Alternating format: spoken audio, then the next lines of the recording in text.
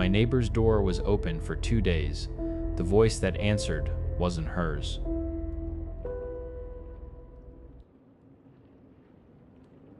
The first time I saw Sabine's door standing open, I blamed it on the heat.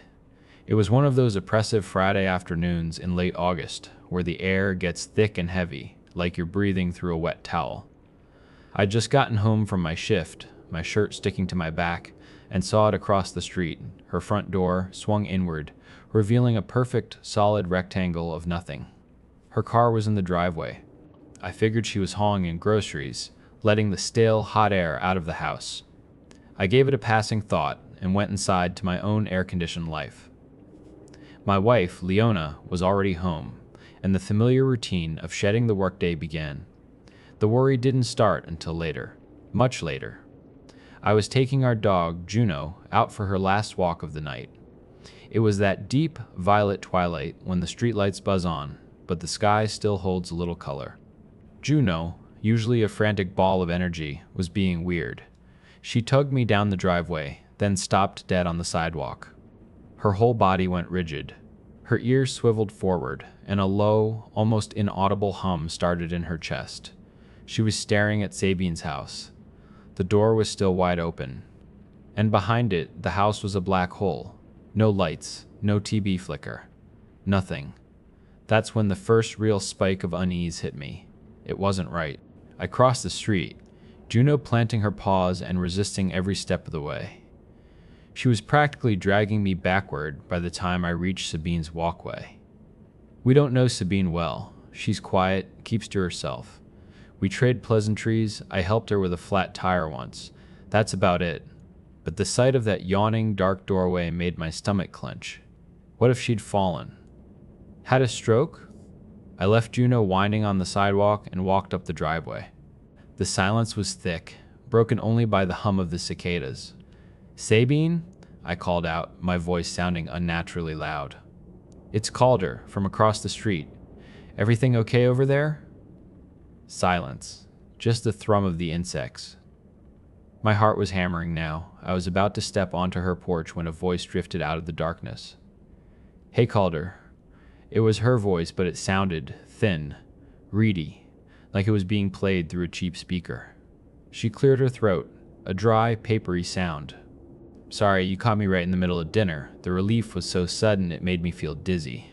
"Oh, hey, sorry to bother you. I just saw the door was still open and got worried." There was another long, strange pause, long enough for me to start feeling awkward. I could feel Juno's panicked stare on my back from across the street. "Sabine? That's so thoughtful of you," she said, her voice suddenly stronger, warmer. "It's been so stuffy today, I was just airing the place out." "I'll get it in a bit." "Okay, sure. Well, have a good night. You too." I walked back across the street, scooping up Juno's leash. She was trembling. I chalked it up to her just being a weird dog and went inside, the incident already fading from my mind. Sabine was fine. Everything was fine. I didn't think about it again until the next afternoon. Saturday was gray and miserable. A slow, steady drizzle started around noon and hadn't let up.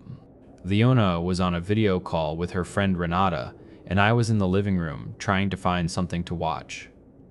My eyes drifted to the front window, and I froze. Sabine's door was open. The question hit me like a punch to the gut. Open again, or was it never closed? I walked right up to the glass and stared. The rain was coming down harder now, blurring the edges of the world. Her house looked flat and lifeless, and the open doorway wasn't just dark. It seemed to absorb the light around it.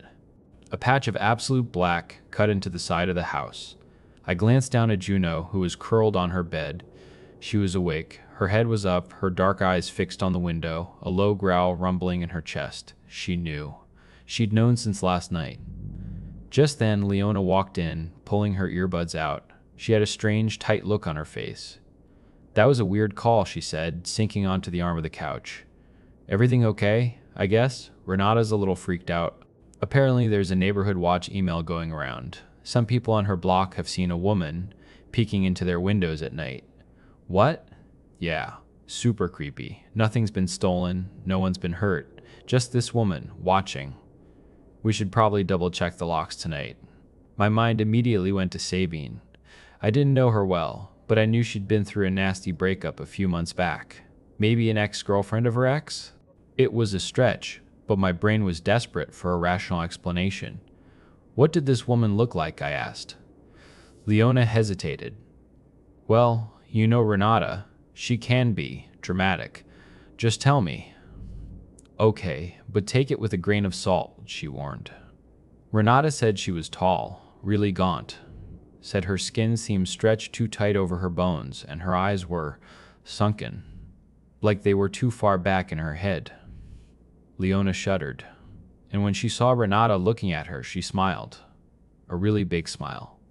She paused, and I could tell she was reluctant to say the next part. Renata said she had too many teeth. A cold wave washed over me. I looked from my wife's worried face, to my growling dog, to the black rectangle of the open door across the street. Honey, I said, my voice low, was Sabine's door open this morning when you got up? She thought for a second, her brow furrowed. I think it was. That was it. I had to do something. I grabbed my rain jacket. I had to at least warn Sabine about the email, tell her to lock her goddamn door. Where are you going? Leona asked, alarmed. Just to talk to her.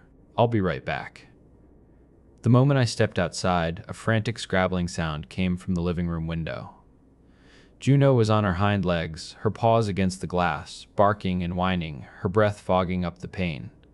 Leona appeared behind her, trying to pull her back, her face a mask of confusion. I gave her a weak shrug and started across the wet asphalt. The rain was heavier now, plastering my hair to my forehead.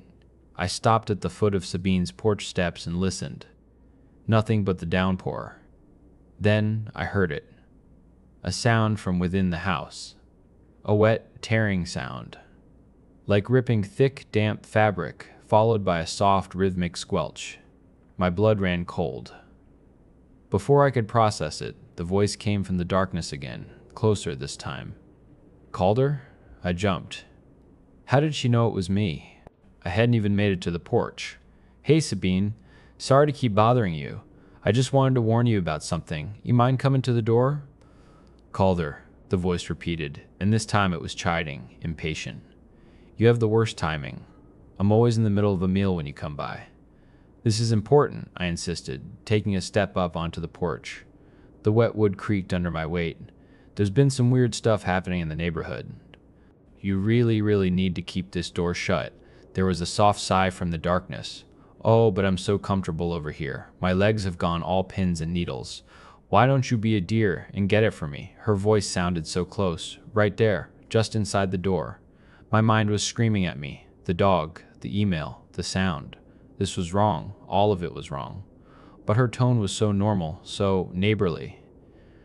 Maberly was just hiding from the rain. I looked over my shoulder.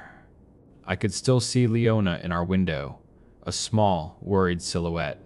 She was watching. I wasn't alone. It's just a house, I told myself. My neighbor's house. I took a deep breath that tasted like rain and stood on the threshold. The darkness inside wasn't normal. It didn't just look dark. It felt heavy. I reached my hand into it and my arm vanished to the elbow, like I'd plunged it into black paint. I fumbled along the wall for the light switch. My fingers brushed against something. It was cool to the touch and felt like old leather. And then it moved. It shifted under my hand. I snatched my arm back as a laugh echoed from inches away from my face. It wasn't Sabine's laugh. It was low and wet and guttural, full of something ancient and mocking. Before I could even scream, I heard a sound from inside the house. Not footsteps.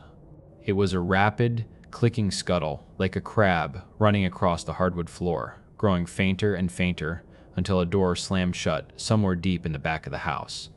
Shaking, I plunged my hand back into the oppressive dark, found the switch, and flipped it. Light flooded the entryway. It was normal.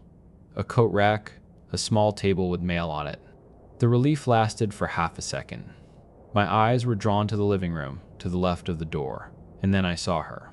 Or what was left of her. It wasn't a body. Not really. It was. A shape. Draped over the floral-patterned couch was the skin of my neighbor, Sabine. It was laid out like a discarded set of clothes, the head lolling over the armrest. The face was slack, the eye holes were empty, and the mouth was a lipless, toothless slit. The rest of it, her arms, her torso, it was all there, just deflated. Empty. A human suit that someone had carefully, methodically peeled off and left behind. I didn't scream. I couldn't. My lungs were paralyzed. I just stood there, staring at the horror on the couch, the wet ripping sound replaying in my head, finally understanding what it was. I stood there for a dangerously long time before I turned and stumbled back out into the cleansing rain. I called the police. I tried to tell them what I saw, but the words wouldn't come out right. How do you tell a 911 operator that you found your neighbor's skin on her couch? They came. They took my statement. They went across the street with their yellow tape and their grim faces. That was 4 days ago. They haven't told me anything. They don't return my calls. I can't sleep. Every time I close my eyes, I see that empty face, that hollowed out person. I keep asking myself who or what I was talking to through that door. How it wore her voice so perfectly before it shed her skin. But there's another question that's keeping me awake. A new one. Because every night since it happened, Juno plants herself by our front door. She doesn't bark, she doesn't whine, she just sits there, a low hum vibrating in her chest, and stares into the dark, like she's waiting for a visitor we had once before.